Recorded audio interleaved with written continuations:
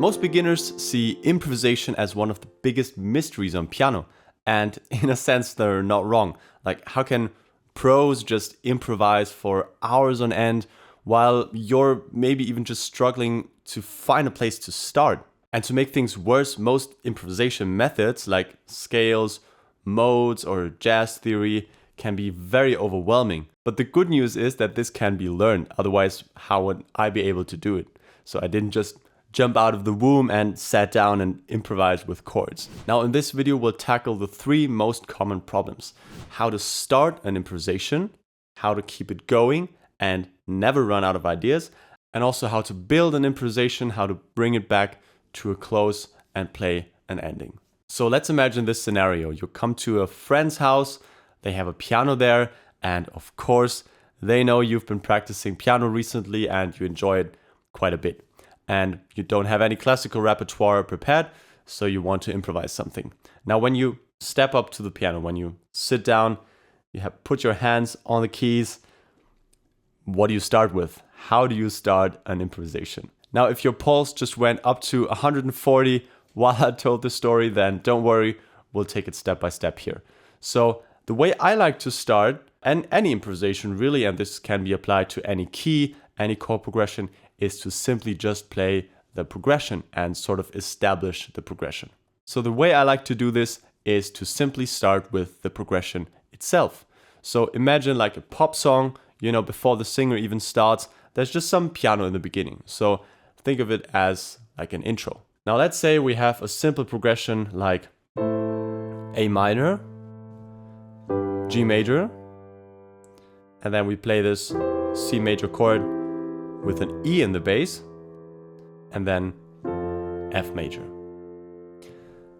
If you want to improvise over this progression, right, it's one of the progressions you've played before once, just start and playing these chords. So A minor, I'm playing it in second inversion, go down to G, then we have C in first with E in the bass, and F major.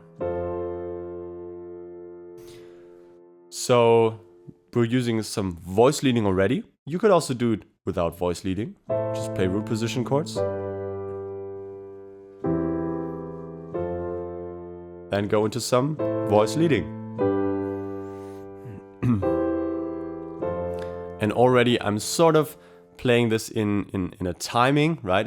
1, 2, 3, 4, to just get going into the song, to allow first of all the listener, but also myself to just ease into it and be like, okay, yeah, he's playing some chords, like playing some rhythms, and yeah, okay.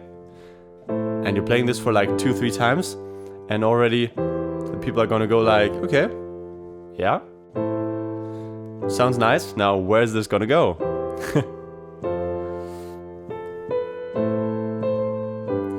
And you see, I go from full chords to more single tones. So for example,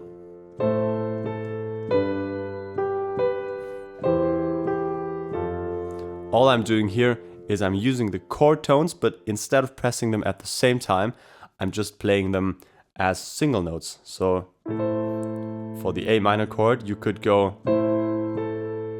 like this, where you press the outer 2 notes and then go to the middle note. Then you play the full chord, then you play the top note again, then you go to the top note of C major, you sort of anticipate it, you play this again, then you go down to the chord tone of the G, and then you go to this, well, sort of second inversion shape, but you're just leaving out the bottom note. And then you already have like a sort of melody going. So the idea is quite simple. You introduce the progression, and then you start to play some single notes. And what you can do here is use more of these what I call next door notes.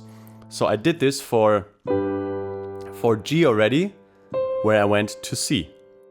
The way I like to think of this is, imagine like you have a house in a street and you have a neighbor to the left of you, and you have a neighbor to the right of you, right? Usually you have two neighbors, one on each side, and the same is with chords. Now, the most important note where we play a chord is usually the top note. And that is because our melody perceives the top note, the highest pitch we can hear, as a sort of melody. Even if you're not intending it to be a melody, your brain sort of hears this, which are the top notes of all the chords.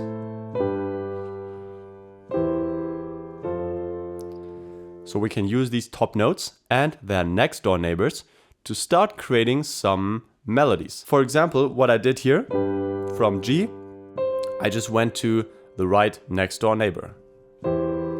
Here you can do the same thing, go to the left one, and then you can play this F in second inversion.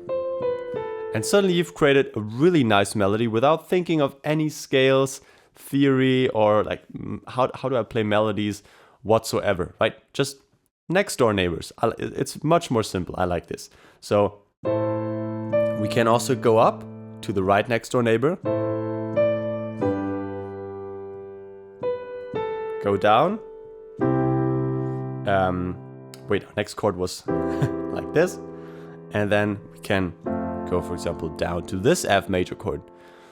And so this gives you an entrance into the improvisation where you can play these next door neighbors up and down, but then you can also start switching inversions if you want to already. So that's two things you can do to find this improvisation. Now, a very simple way I would practice this is simply play the right and left next door neighbor for each of the chords. For example, let's play the left next door neighbor, meaning the note below, for each of the chords of the progression. So we start on A minor, left next door neighbor, next chord, left neighbor, next chord, neighbor, next chord, and neighbor, for example.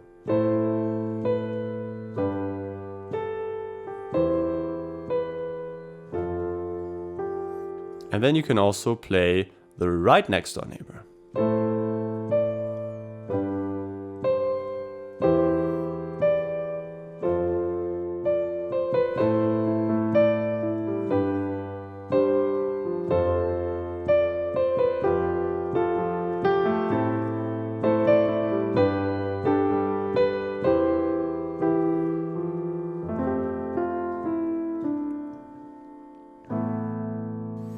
For example, and then you can start adding a pattern like I did, but keep it simple in the beginning and then increase sort of the amount of improvisation step by step as you go. Now, in general, one rule that I like to think of is when you improvise, always have something simple to fall back to. So for example, if you're trying to play some crazy arpeggios, but you're sort of falling out of the progression, just come back to these very simple chords and play those in between, like a little moment, little island of calm and respite before you then go into some crazy improvisation again. Now, in general, if you want to learn more about chords inversions like this, I have a great free course in my also free community. Just click the link in the video description below or in the pinned comment. It's called Better Chords Academy, and there you can find my free course, which is called 5-Day Foundation Course.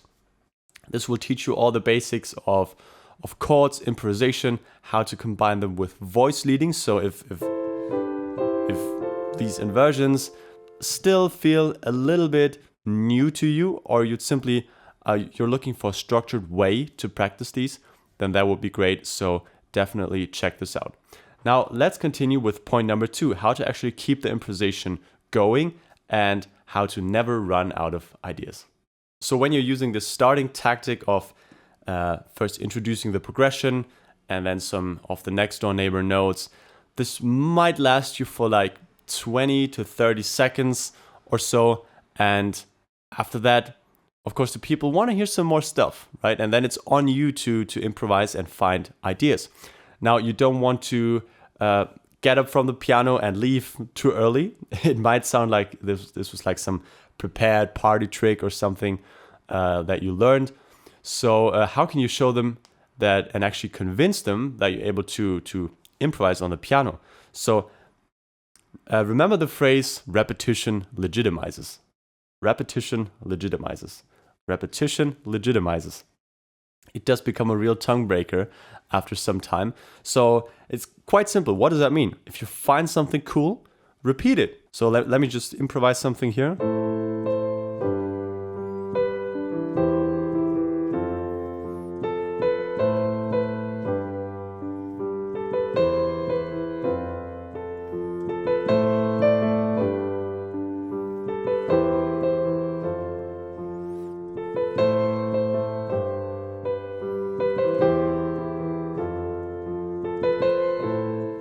So for example, here I found this idea of going up quickly from A to C.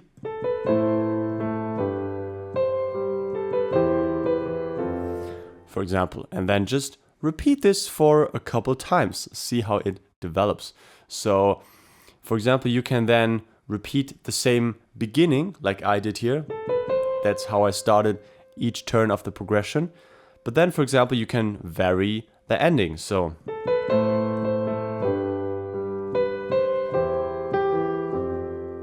and then the second time.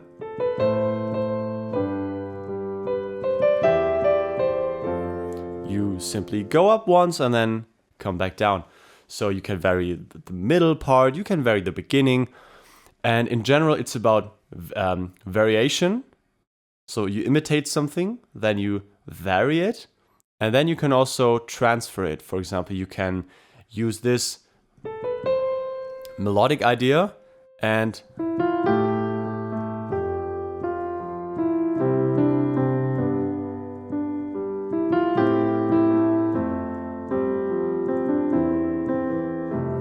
then you can shift it down here.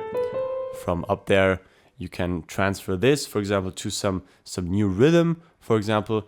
And in general, it's about what things can you vary, right? You can vary the note duration, how long you press a key.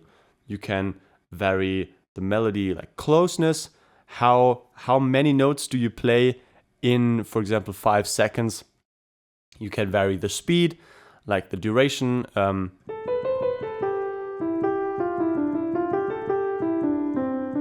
Like how fast you play the notes. You can vary the rhythm. You can introduce some triplets, dotted rhythms, for example. And improvisation and finding ideas is simply about playing with these parameters. So, for example, a very simple rule is once you find something, like once you repeat something, like repetition legitimizes, but then once this becomes boring, you change one parameter. For example, you play the same thing starting on a different note. And here we're not even talking yet about changing like the rhythm, the pattern itself of the progression, or the actual progression, or even, for example, the key. And there's lots of ideas on this. For example, in my community, I also have a modulating course, a masterclass on how to move through different keys in the progression even. So remember these 3 parameters, imitation, variation, and transfer. And especially imitation is probably the most important one, because what's the most dangerous thing when you improvise? Instead of not being able to play anything and blacking out, it would probably be to just noodle around, to play random notes which don't really make any sense musically.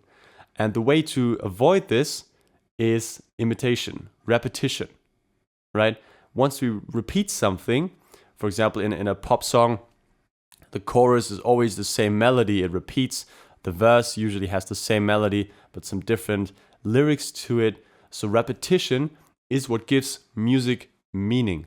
So if you want to play something that sounds like it could be a piano piece and that actually makes sense to the listener, then you need more repetition. Now you're probably wondering, how do we bring this thing to a close without just, putting your hands away from the keyboard and just getting up awkwardly? So usually when you play something for people, they'll remember the last part best. So let's close this off with a bang. Let me show you my cool magic ending trick, which I use pretty much most improvisations that you see in these videos as well. So a very common way to build a solo is to have some build up, right? You start to intensify, maybe you speed up, then there's like a climax, and then you bring it back down to a close. That's very like natural dramaturgical curve. Tension rises and then it falls back down. Now, for example, you can increase the speed of the notes in the middle. Let's say we have these.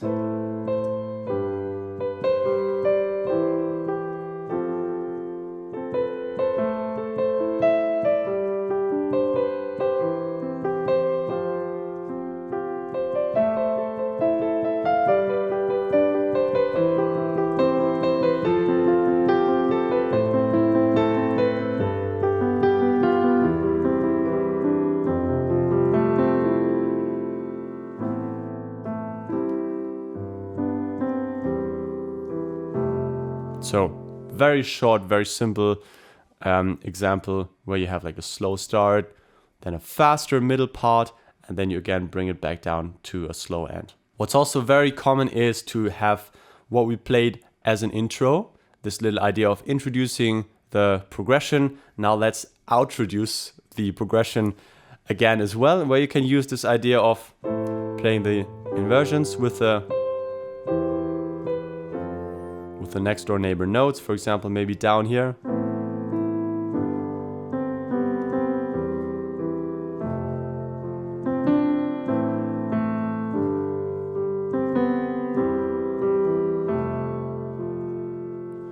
And now that could be our outro, but how do we finish? What's the very last thing we play? So this is where the magic ending trick comes into play. And what I like to play here is an add 2 chord. So it's not a sus2, but it is an add 2, where we have the third and the second both in the same chord. Now in C, this would look like this. So in the left hand, you have the octave with the fifth, and in the right hand, we play pretty much this first inversion shape, but with our fingers 1, 3, 5, because we also want to play the D with our thumb, like this. And then you want to arpeggiate it. Arpeggiating just means we play them quickly, one after another. And then you can move an octave up and play this again. So remember, left hand with the fifth, right hand add 2, arpeggiate, move up an octave, and play it one more time. And this works on any major chord. For example, we can then move to end this progression on the F, because we don't really have this C as our center, and we can just end on this last F chord, for example, which keeps it a little more open, and I like that. I don't mind. So for example,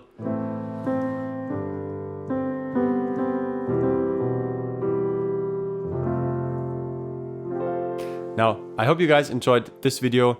If you want to support my work here, then scroll down right now and click like on this video while you're watching me speak through this outro, and also subscribe to my channel, of course. We're trying to reach 10,000 subscribers this year, and don't forget to join my free community with the link below. Click on Better Chords Academy, and then you can watch the free 5-day foundation course in there. You can talk to me. The community is great. You can ask questions, participate in the challenges we're having, and just, have a great time learning piano together. And I'll see you guys again in the next lesson.